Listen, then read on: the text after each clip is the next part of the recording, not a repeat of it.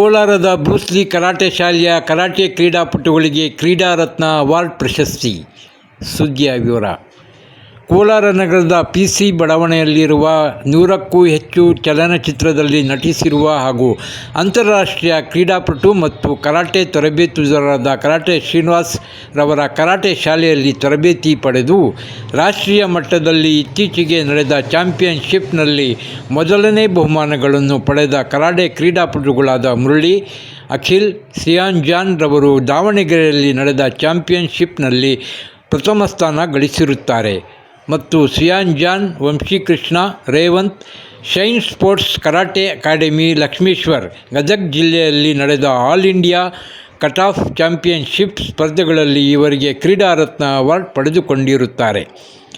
ಈ ಪ್ರಶಸ್ತಿಗಳನ್ನು ಕೋಲಾರ ಜಿಲ್ಲೆಯ ಅಪರ ಜಿಲ್ಲಾಧಿಕಾರಿಗಳಾದ ಮಂಗಳಾರವರು ಪ್ರಶಸ್ತಿ, ಪದಕ ಹಾಗೂ ಕ್ರೀಡಾ ರತ್ನ ಅವಾರ್ಡ್ ಪಡೆದ ಈ ಮೂವರು ಕ್ರೀಡಾಪಟುಗಳಿಗೆ ಮೆಚ್ಚುಗೆ ವ್ಯಕ್ತಪಡಿಸಿ ರಾಜ್ಯಕ್ಕೆ, ರಾಷ್ಟ್ರಕ್ಕೆ ಅಲ್ಲದೆ ಅಂತಾರಾಷ್ಟ್ರೀಯ ಮಟ್ಟದಲ್ಲಿ ಬೆಳೆಯಲಿ, ಇಂತಹ ಕ್ರೀಡಾಪಟುಗಳಿಗೆ ನಮ್ಮ ಬೆಂಬಲ ಸದಾ ಇರುತ್ತದೆ ಎಂದು ಶುಭ ಹಾರೈಸಿದ್ದಾರೆ.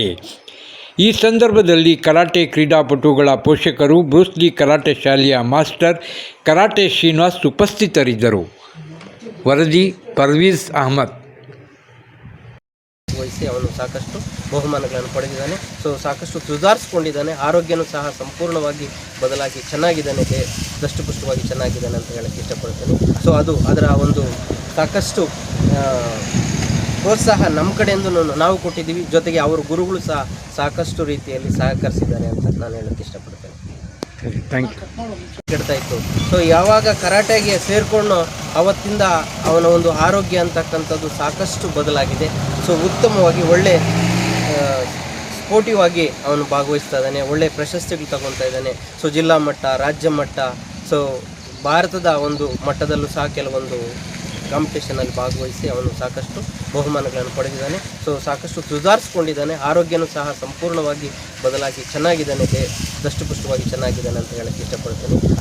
ಅದರ ಒಂದು ಸಾಕಷ್ಟು ಪ್ರೋತ್ಸಾಹ ನಮ್ಮ ಕಡೆಯಿಂದ ನಾವು ಕೊಟ್ಟಿದ್ದೀವಿ. ಜೊತೆಗೆ ಅವರ ಗುರುಗಳು ಸಹ ಸಾಕಷ್ಟು ರೀತಿಯಲ್ಲಿ ಸಹಕರಿಸಿದ್ದಾರೆ ಅಂತ ನಾನು ಹೇಳಕ್ಕೆ ಇಷ್ಟಪಡ್ತೇನೆ. ಈ ಚಿಕ್ಕ ವಯಸ್ಸಲ್ಲೇ ಇಷ್ಟು ಸಾಧನೆ ಮಾಡೋದು ನೋಡಿದ್ರೆ ತುಂಬ ಖುಷಿ ಆಗುತ್ತೆ.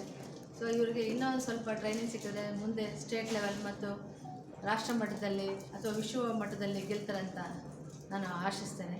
ಈ ಮಕ್ಕಳಿಗೆ ನಾನು ಧನ್ಯವಾದ ಹೇಳ್ತೇನೆ. Thank you. ಈಗಿನ ಕಾಲದಲ್ಲಿ ಮಕ್ಕಳು ಮೊಬೈಲ್ಗಳು ಅದನ್ನು ಕೆಳಗೆ ಇರ್ತಾರೆ.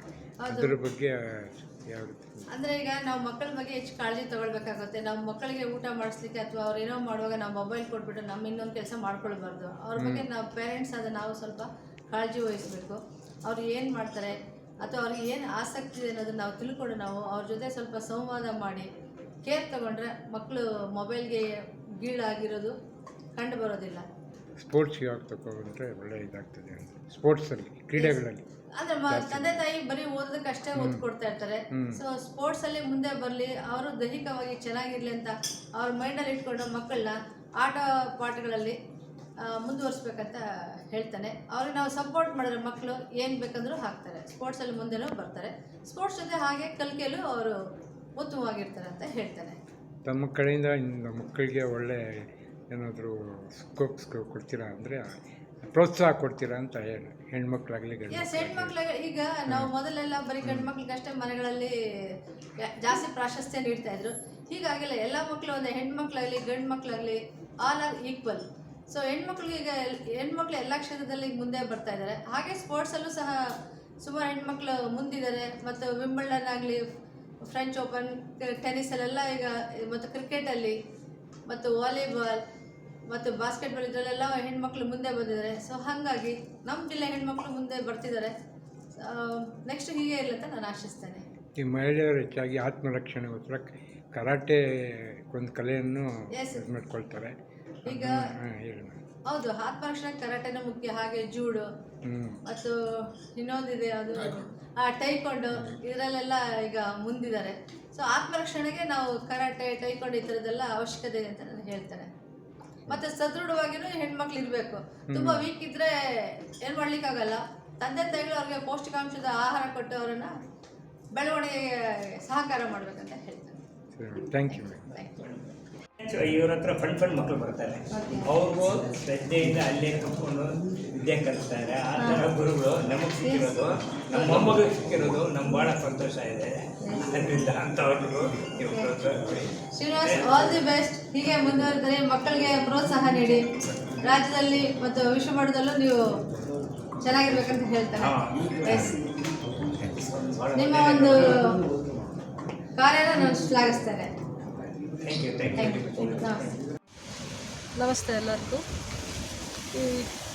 ಈ ಸಮಯದಲ್ಲಿ ಬ್ರೂಸ್ಲಿ ಕರಾಟೆ ಶಾಲೆಯ ವತಿಯಿಂದ ನಮ್ಮ ಮಕ್ಕಳಾದ 3 ಜನ ಮಕ್ಕಳು ಗದಗಲ್ಲಿ ನಡೆದಂಥ ಲಕ್ಷ್ಮೇಶ್ವರ ಇದರಲ್ಲಿ ಕ್ರೀಡಾರತ್ನ ಪ್ರಶಸ್ತಿಗೆ ಆಯ್ಕೆಯಾಗಿದ್ದು, ಜೂನ್ 28ರಲ್ಲಿ ನಡೆದ ಕ್ರೀಡಾರತ್ನ ಪ್ರಶಸ್ತಿಯನ್ನು ಈ 3 ಜನರು ಗಳಿಸಿರುತ್ತಾರೆ. ಇಂದು ಈ ಮಕ್ಕಳಿಗೆ ನಮ್ಮ ಜಿಲ್ಲೆಯ DC ಆದಂಥ ಮಂಗಳಾ ಮೇಡಮ್ ಅವರಿಂದ ಈ ಪ್ರಶಸ್ತಿಯನ್ನು ತೆಗೆದುಕೊಂಡಿದ್ದಾರೆ. ಇದೆಲ್ಲ ಆಲ್ ಕ್ರೆಡಿಟ್ಸ್ಗೋಸ್ಕರ ನಮ್ಮ ಕರಾಟೆ ಶಾಲೆಯ ಶ್ರೀನಿವಾಸ್ ಅವರಿಗೆ ಸಲ್ಲತಕ್ಕದ್ದು. ಹಾಗೂ ಈ ಕರಾಟೆ ಅನ್ನೋದು ಒಂದು ಮಕ್ಕಳಿಗೆ ಆತ್ಮ ರಕ್ಷಣೆ, ಸೆಲ್ಫ್ ಕಾನ್ಫಿಡೆಂಟ್ ಒಂದು ಕೊಡುವಂಥದ್ದಾಗಿದೆ. ಈಗಿನ ಯುಗಮಾನದಲ್ಲಿ ಯಾವುದೇ ಮಕ್ಕಳಿಗಾದರೂ ಸೆಲ್ಫ್ ಕಾನ್ಫಿಡೆಂಟ್ ಒಂದು ಇರಬೇಕು. ಮಕ್ಕಳಿಗೆ ಆತ್ಮರಕ್ಷಣೆಗೋಸ್ಕರ ಈಗಿನ ಪೀಳಿಗೆಯಲ್ಲಿ ನೋಡೋದಾದರೆ ಹೆಣ್ಣು ಮಕ್ಕಳಿಗೋಸ್ಕರ ಇದು ಹೆಣ್ಣು ಮಕ್ಕಳಿಗೆ ಒಂದು ಬೇಕೇ ಬೇಕಾದಂಥ ಒಂದು ಶೌರ್ಯ ಆಗಿರ್ಬೋದು, ಒಂದು ಕಲೆ ಆಗಿರ್ಬೋದು, ಒಂದು ಶೌರ್ಯ ಆಗಿರ್ಬೋದು.